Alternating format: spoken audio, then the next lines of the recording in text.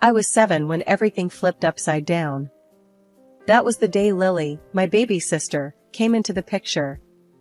My folks, they just couldn't get enough of her. "Look at that, she's got our nose, our eyes," they'd gush, acting like I was some stranger who accidentally wandered into the photo. I'll never forget the day they brought Lily home from the hospital. The whole house was buzzing like some big shot was coming to visit. And there I was, smack in the middle of it all, just trying to catch a glimpse of this sister everyone was fussing over. But no, the moment they walked in, it was like I turned invisible.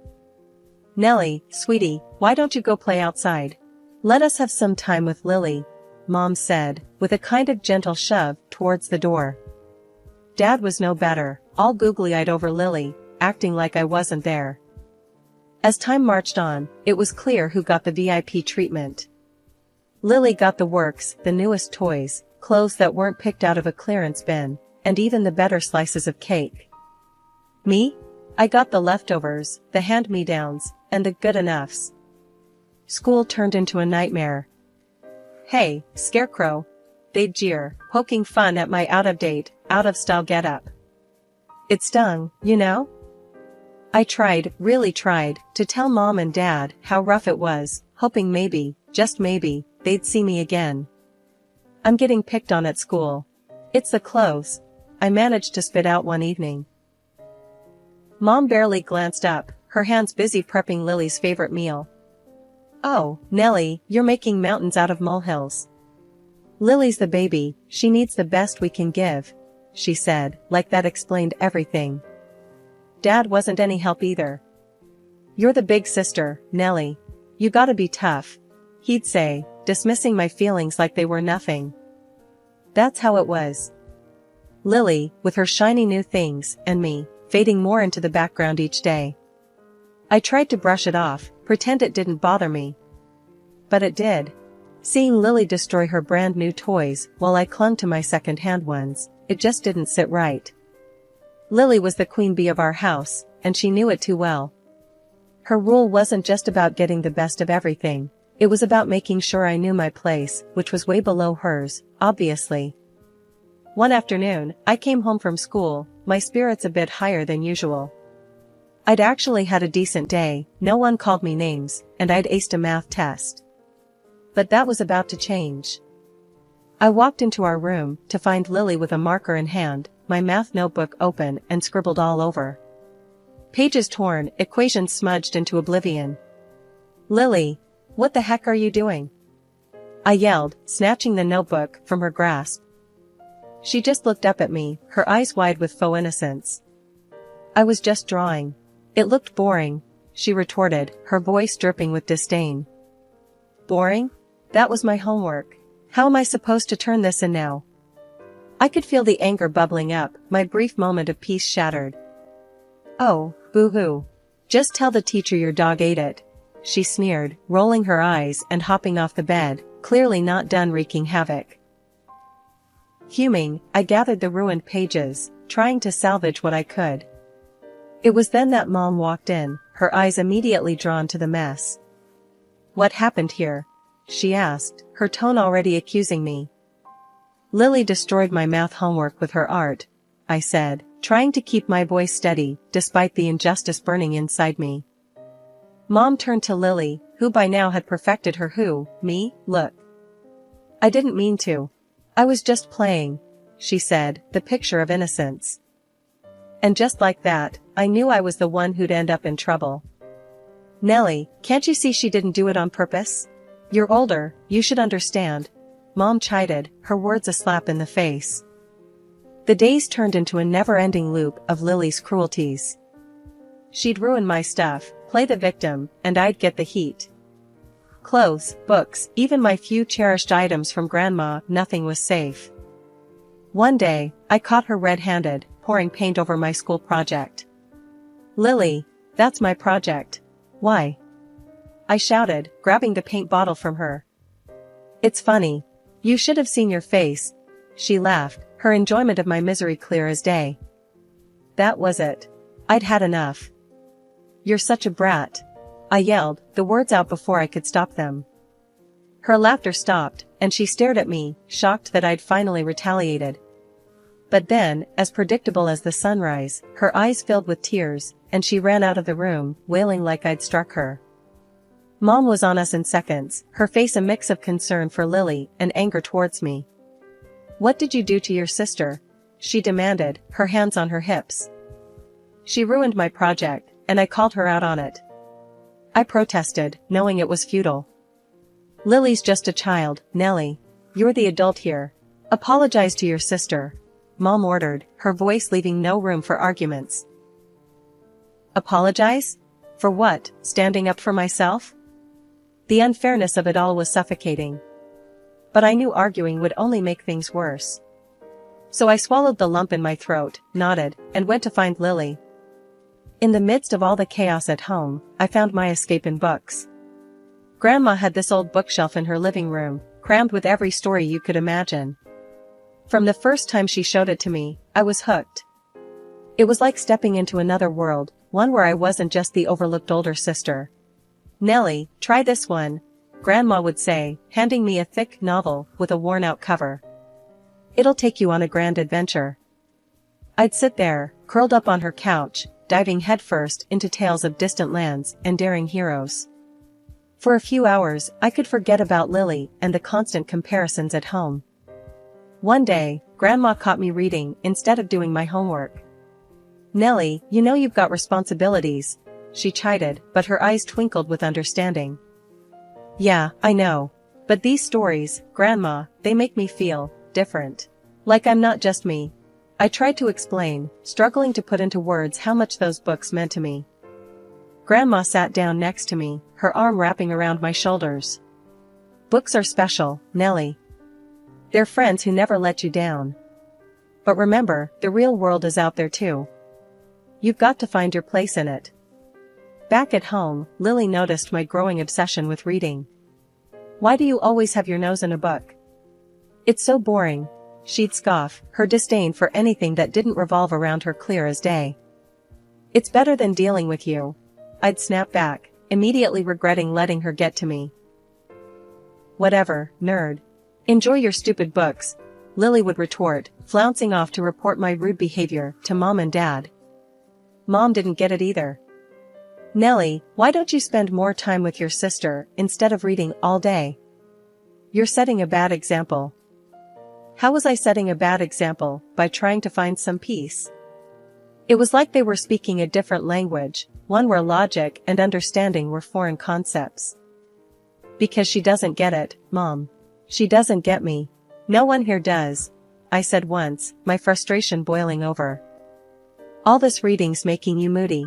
Maybe you should take a break," Mom suggested, completely missing the point. A break? From the one thing that made me happy? No way. Those books were my lifeline, transporting me from a home where I felt invisible to places where anything was possible. I wasn't about to give that up. Evenings at Grandma's became my sanctuary. She never judged, never told me I was reading too much or wasting my time. Instead, she'd just smile and pass me another book. "You're a lot like me, Nellie. A dreamer. And that's a good thing." "Thanks, Grandma. It's just hard. At home, I admitted, the words spilling out before I could stop them. "I know, dear. But remember, the people in those stories you love? They face challenges, they struggle, but they never give up. You've got that same spirit in you." Those books and the time with Grandma, they were like a lifeline for me. But everything took a hit when I turned 17. Grandma passed away. It felt like losing my anchor in a stormy sea. My parents, though, they barely batted an eye. All they saw was an opportunity to dig through her stuff, like vultures circling for a meal. "I can't believe she had all this old junk. What are we even going to do with it?" Mom said, rifling through Grandma's things with a dismissive air. Dad was no better, eyes lighting up at the thought of what could be sold. "There's gotta be something valuable here. People pay good money for antiques," he mused, completely ignoring the sentimental value of Grandma's possessions. Then came the moment they found Grandma's library, my sanctuary. Those shelves held more than books, they held memories, lessons, and love. But to my parents, it was just another space taker. We should just toss these out. Clear up some space, Dad said, ready to condemn my world to a trash bin. Panic surged through me at the thought. No. Please, can I have them? If you don't want them, I'll take them, I blurted out, desperation making my voice louder than I intended. Mom and Dad exchanged looks, eyebrows raised, as if the idea was ludicrous. You want these old things? What for? You've got enough junk, Mom said, her voice laced with skepticism. They're not junk. They were Grandma's, please, I begged, the thought of losing those books like losing a part of me. Dad snorted, a sound of disbelief and annoyance. Fine, take them. It's less for us to deal with, he conceded, clearly uninterested in the emotional value the books held for me. Graduation day hit me with a mix of excitement and dread. I knew my folks didn't have the cash to send me off to college. I was gearing up to hit the job hunt hard, save up every penny for tuition. But then, out of the blue, Mom and Dad offered to foot the bill for my studies. We'll pay for your college, Dad announced one evening, like it was no big deal. I was floored. Maybe they did care, deep down. Maybe they saw how hard I worked, how much I wanted this. Packing my bags, stuffing them with my worn-out clothes and those precious books from Grandma, I felt a flicker of hope. Off to college to become an accountant, I was determined to make them proud. Living on campus was a game-changer. I hit the books and the part-time job circuit with everything I had. My roommates threw around jokes, calling me Cinderella for how I juggled studying and working. You're gonna miss your youth, buried in those books and work, they'd laugh. But I didn't mind, I had my eye on the prize. Then, the bomb dropped. Mom called one day, her voice all business. It's great you found a job, but don't forget, you owe us half your paycheck every month. I nearly dropped the phone. What? But I'm barely covering my expenses here. I thought the deal was just for tuition. That was the deal. Tuition in exchange for you paying us back. You're working now, so start sending the money, she snapped, her tone ice cold. I tried to argue, to explain how tight things were already, but it was like talking to a brick wall. We paid for your ticket out of here. You owe us, period, was her final word on the matter. So, I started sending them half my earnings. Every paycheck felt like a punch in the gut, a reminder that my hard work wasn't really mine. My roommates noticed the change, saw how every call home left me stressed and angry. Cinderella's turned into a debtor, huh? They'd say, trying to lighten the mood. But it wasn't funny. Not really. I felt trapped, like I was caught in a cycle I couldn't break free from. Studying, working, then handing over half of what I made. It was a brutal wake-up call. My parents' generosity was just another chain, another way to keep me tied to them, indebted and under control. Years rolled by, and I clawed my way up to become an accountant at a big company. The pay was nothing to brag about at first, but it was mine, and it fueled dreams of getting my own place, a tiny apartment where the only rules were the ones I made. Then came the family dinner, thrown in my honor for finishing college. That's where the dream got punched in the gut. Over plates of cold lasagna, Mom and Dad laid it on me thick. You need to keep giving us half your salary, Dad said, not a hint of thanks in his voice. I choked on my food, stunned. What? Still? I thought that was just for college. Mom's look could freeze lava. You owe us, for your education. You think that was free? Their words hit like a slap. There I was, dreaming of freedom, and they were tightening the chains. I had no choice but to stay put, handing over half my earnings, living in a room that felt more like a cell. With their hands out and jobs now just part-time, my folks settled into a comfy routine of TV binges, while I slaved away. Coming home meant stepping into a house where even a cooked meal was too much to ask for. Lily, oh, she turned the entitlement up to 11. Hey, I need money for a new phone. Mine's practically ancient. she'd say, her hand outstretched, a smirk playing on her lips. She knew I was strapped, but that didn't stop her. Dressing in second-hand clothes became the norm, my wardrobe a decade behind, earning whispers and side-eyes at work. I was the living, breathing definition of budget fashion, if you can call it fashion. Fast forward a few years, my salary finally hit $4,000. Sounds like a win, right? Wrong. Half went straight to my parents, and Lily, ever the leech, siphoned off another grand for her essentials. Makeup, clothes, you name it, she had to have it, and somehow, it was on my dime. I was stuck, a cash cow for a family that saw me more as a wallet than a daughter. Just need a bit more for a night out with the girls, Lily would chirp, as if I was made of money. You do realize I work for my money, right? It's not like I'm swimming in it. I'd snap back, tired of the constant drain. Mom would always jump to her defense. She's young, let her enjoy life. You're always so stingy. Stingy? With what, the pennies I was left with? Every day felt like a battle, coming home to demands and complaints, my own needs always last on the list. Turning 30 should have felt like a milestone, a reason to celebrate or at least acknowledge I've survived 3 decades. But as fate would have it, my big day slipped by unnoticed by those who were supposed to be my nearest and dearest, my parents and Lily. I walked into the house that evening, half expecting a surprise, maybe a small cake or a happy birthday tossed my way. Instead, I found nothing but the usual indifference. Hey, you guys remember what day it is? I ventured, hoping for a flicker of recognition. Mom looked up, puzzled, then shrugged. Thursday? No, it's my birthday, I said, a mix of disappointment and anger simmering within me. Oh, right. Well, happy birthday then. Why don't you order us some pizza to celebrate? Your treat, Dad said without missing a beat, already scrolling through his phone for the pizza place's number. Without a word, I turned and retreated to my room, locking the door behind me. The sound of their laughter and the casual way they dismissed me echoed in my mind. This was the final straw. It was clear as day now, nothing was going to change unless I made it happen. It was just another night, counting the cost of dreams deferred, when my phone buzzed. Aunt Maggie, Mom's sister, rarely called, so seeing her name light up the screen was a jolt. Hey, Aunt Maggie, I answered, trying to mask the exhaustion in my voice. Happy birthday, love. I was thinking about you.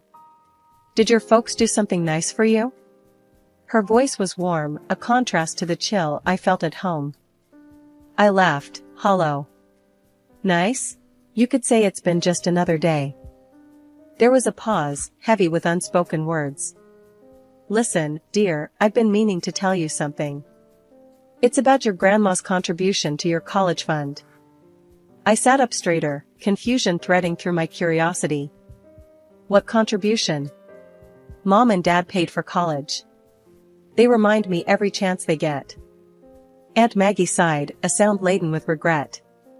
No, love. It was your grandma. She set aside a fund for you, made your parents promise to use it for your education. They never spent a dime of their own money on your tuition.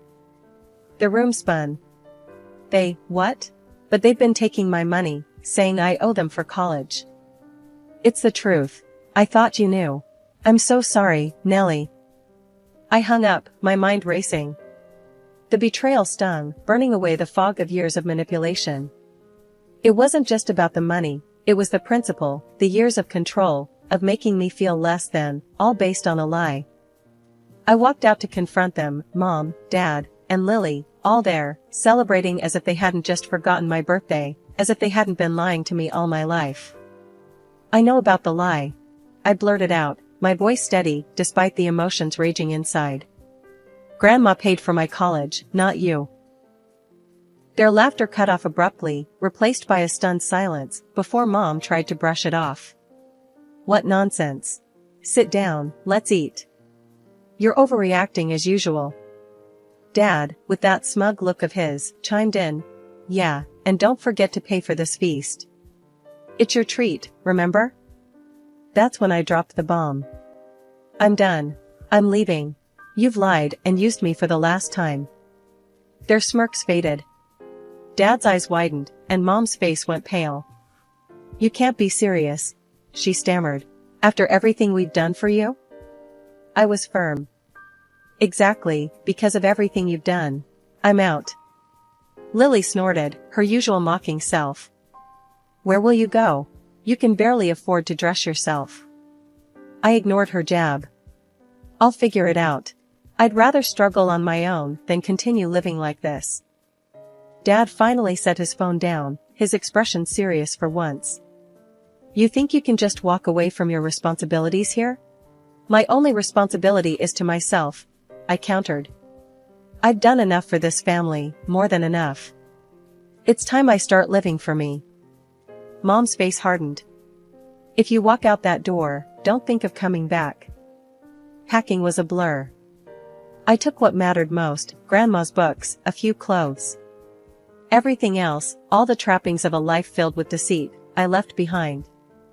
I found a place, small but mine, a little apartment that felt more like home than any house I'd ever lived in. The shock of realizing I could actually afford to live on my own, without scrimping or saving every penny for them, was liberating. For the first time, I could breathe, really breathe, without the weight of their expectations and manipulations crushing me. A month went by in a blissful, peaceful haze. Then the calls started. Mom, Dad, even Lily, all suddenly remembering my number, their voices dripping with false sweetness and desperate pleas. We need help, they'd say. We can't make ends meet without your help. I couldn't help but laugh. The audacity, after years of taking and taking, to ask for more. This time, I was ready. I blocked their numbers, cutting off the last tie to a past I no longer wanted any part of. Life in my new apartment was like breathing fresh air after being underwater for too long. I filled it with plants, cozy cushions, and, of course, Grandma's books took pride of place on the shelves. My first morning there, I remember making coffee and just sitting on the floor, surrounded by boxes, feeling an overwhelming sense of peace. It wasn't long before I had to dive into work, and that's where I really started to see the changes in me. I wasn't just more confident, I felt empowered, like I could tackle any challenge thrown my way. My colleagues noticed too. Nellie, you've been on fire lately, Jenna, a close colleague, commented as we grabbed lunch one day. I smiled, stirring my coffee. Feels like I've finally woken up, you know? Yeah, I do. It's awesome to see. You're, like, a whole new person. That whole new person vibe wasn't just in my professional life. For the first time, I started to invest in myself too. I picked up hobbies that I'd always wanted to try but never had the time or energy for, thanks to my previous family obligations. I started painting, something I hadn't done since I was a kid, and joined a local hiking group.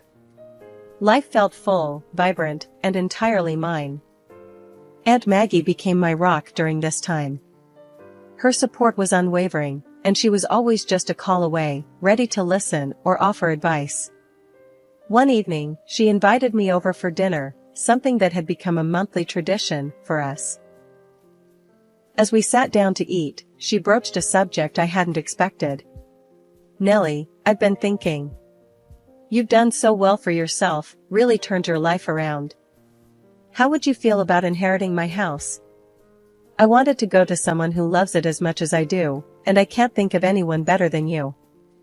I almost choked on my water. Aunt Maggie, that's incredibly generous, but I can't accept that. Why not? She asked, her eyes twinkling. Think of it as a family legacy, passing from one generation to the next. You deserve it, Nellie. We went back and forth, but Aunt Maggie was insistent. By the end of the night, I was overwhelmed by her generosity and what it meant for my future.